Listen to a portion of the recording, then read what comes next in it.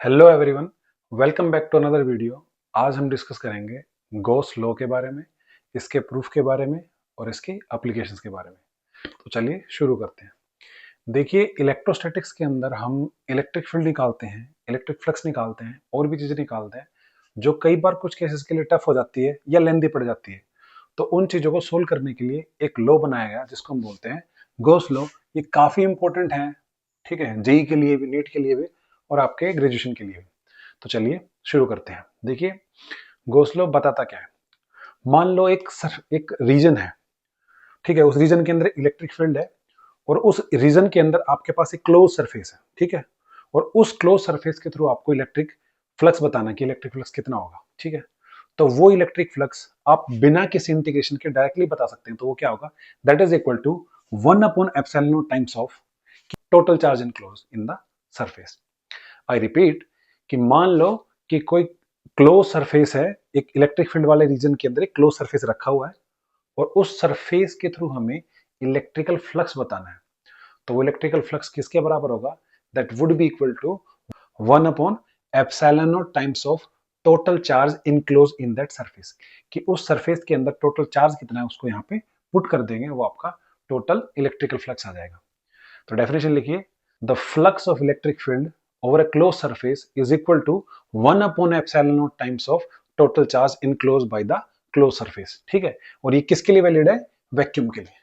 तो वैक्यूम के अंदर अगर कोई क्लोज सरफेस हो और उस सरफेस के थ्रू हमें इलेक्ट्रिकल फ्लक्स निकालना हो तो वो किसके बराबर होगा, 1/ε0 times of total charge enclose, ठीक है। तो चलिए अब हम इसका प्रूफ देखते हैं। तो प्रूफ कैसे स्टार्ट करते हैं। मान लीजिए हमारे पास एक रीजन है, इस रीजन के अंदर एक प्लस चार्ज है, दैट इज प्लस क्यू, और इसके अराउंड हमने क्लोज सरफेस माना है रैंडम, ठीक है। तो इस क्लोज सरफेस के थ्रू हम इलेक्ट्रिकल फ्लक्स निकालते हैं।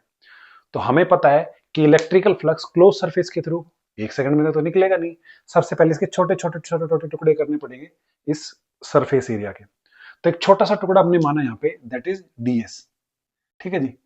ये जो छोटा सा टुकड़ा है, इस छोटे से टुकड़े के थ्रू आपका इलेक्ट्रिकल फ्लक्स कैसे होगा, मैंने अभी भी फॉर्मूला बताया था लास्ट लेक्चर में कि फाई होता है ई डॉट डी एस, ठीक है। तो उस छोटे से एरिया एलिमेंट के थ्रू आपका इलेक्ट्रिकल फ्लक्स होगा ई डॉट डी एस। लेकिन हमें तो पूरे सरफेस के थ्रू निकालना है, तो पूरे के थ्रू क्या होगा, उसको इंटीग्रेट कर देंगे।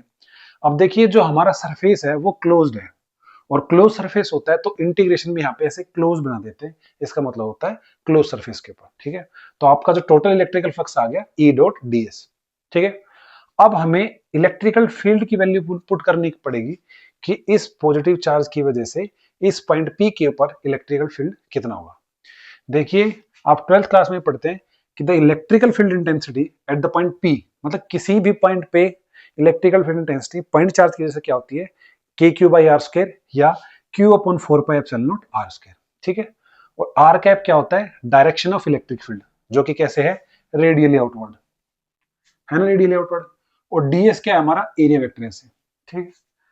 तो अब ई आ गया हमारा भी, इस ई को हम उठा के इसमें पुट कर देते हैं। तो टोटल इलेक्ट्रिकल फ्लक्स होगा E dot D S, E की वैल्यू हमने पुट कर दी है Q upon 4πε0 R square R cap dot D S, ठीक है जी। अब देखो, हमारा सिंपल सा रूल है, जब भी हम इंटीग्रेट करते हैं those quantities can be taken outside of the integration, जो क्या हो, कांस्टेंट हो। तो हमारे पास टोटल चार्ज भाई वो तो कांस्टेंट है, 4πε0 कांस्टेंट थी, हमारी बाहर आ गई। तो अंदर क्या बच गया, R cap dot D S upon R square, R cap dot D S upon R square. आप कहोगे सर आर अंदर क्यों लिया है, देखो आर ये डिस्टेंस है, यहाँ पे कम है फिर ज्यादा है, ज्यादा है कम है ज्यादा है, तो आर पूरे सरफेस पे चेंज हो रहा है, ठीक है, ई भी चेंज हो रहा है। तो हमारा इसलिए आर हमारा क्या है, इसके अंदर है, चेंज हो रहा है, तो ठीक है। अब भाई ये होता क्या है, इसको सोल्व कैसे करें।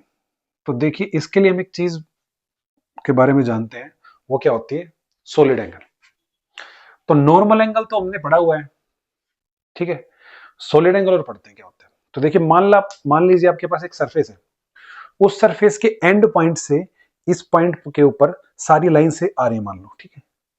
इस सरफेस से इस पॉइंट पे एंड इसके जो बाउंड्री पॉइंट्स हैं उनसे जो लाइंस मान लो आए, तो एक कोन की शेप ड्रॉ हो जाती है, ठीक है। और जो ये एंगल बनता है इसको हम बोलते हैं सॉलिड एंगल, ठीक है। और इस सॉलिड एंगल को निकालते कैसे, इसका फॉर्मूला होता है R cap dot D S upon R square. क्या होता है? R cap dot D S upon R square. इसको हम बोलते हैं सॉलिड एंगल। अब अगर मान लो हमारे पास क्या है कि क्लोज सरफेस का केस है, तो मान लो ये हमारा क्लोज सरफेस हो गया और ये हमारा पॉइंट हो गया। अगर वो पॉइंट क्लोज सरफेस के बाहर लाई करेगा, सो इस इंटीग्रेशन की value would be equal to 0 always. So the solid angle for the close surface but point outside, तो क्या होगा? 0। और वही पॉइंट अगर अंदर हो और कैसा भी क्लोज सरफेस हो, तो उसके लिए हमारा जो सॉलिड एंगल क्या आता है? 4 पाई।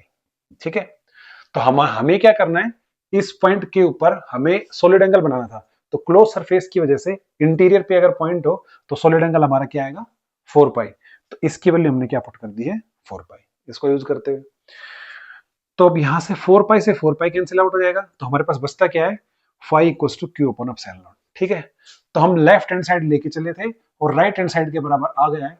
इसका मतलब ये हमारा लॉ प्रूव हो चुका है। ठीक है, so this was all about Gauss law and it's proof. तो चलिए अब हम देखते हैं कि मान लीजिए कि हमारा जो चार्ज है वो वैक्यूम में प्लेस ना करके उसको किसी डाइलेक्ट्रिक मीडियम के अंदर रखा गया है, तब हमारा गॉस लॉ कैसे मॉडिफाई होगा? उस केस में हम गॉस लॉ कैसे बताते हैं?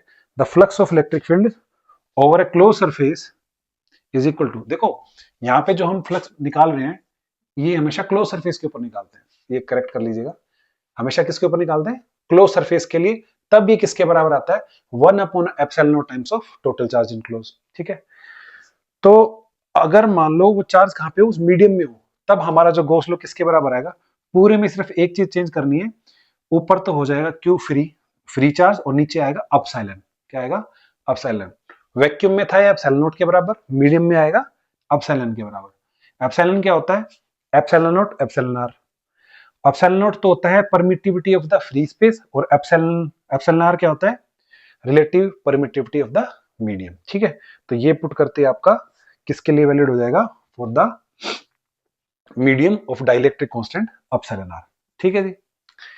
Last but not the least, देखिए गॉस लॉ की जो एप्लीकेशन होती है वो सबसे इंपॉर्टेंट होती है, इसी की हेल्प से हम ये चीजें निकालते हैं। तो देखिए हम कौन कौन सी चीजें निकालते हैं। सबसे पहले नंबर पे हम पढ़ते हैं इनडिटर्मिनेशन ऑफ इलेक्ट्रिकल फील्ड इंटेंसिटी। तो इलेक्ट्रिक फील्ड इंटेंसिटी निकालने के लिए सबसे ज्यादा रिक्वायर्ड होता है, और आपके सिलेबस में भी 3 इसकी एप्लीकेशन है, वो हम पढ़ेंगे। ठीक है, नेक्स्ट है आपका इलेक्ट्रिक फ्लक्स निकालना हो, तो किसी भी क्लोज सरफेस के थ्रू इलेक्ट्रिक फ्लक्स निकालना हो तो ई डॉट डी एस निकालने की जरूरत नहीं है, सीधा देखेंगे पूरे उस क्लोज सरफेस में चार्ज कितना इनक्लोज हो रहा है, उस चार्ज को पुट कर देंगे, ये हमारा इलेक्ट्रिकल फ्लक्स आ जाएगा, इलेक्ट्रिकल फ्लक्स आ जाएगा। लास्ट हम बात करते हैं नेट चार्ज इनक्लोज। अगर हमें इलेक्ट्रिक फ्लक्स पता हो तो हम यहां से हम चार्ज इनक्लोज बता सकते हैं। कैसे बताएंगे? देखो चार्ज इनक्लोज क्या होगा? Epsilon naught times of electric flux. ठीक है, तो these are the 3 major applications of electric flux. ठीक है, तो अगले लेक्चर में हम बात करेंगे इसकी फर्स्ट एप्लीकेशन के बारे में जो आपके सिलेबस में है 3। चलिए मिलते हैं।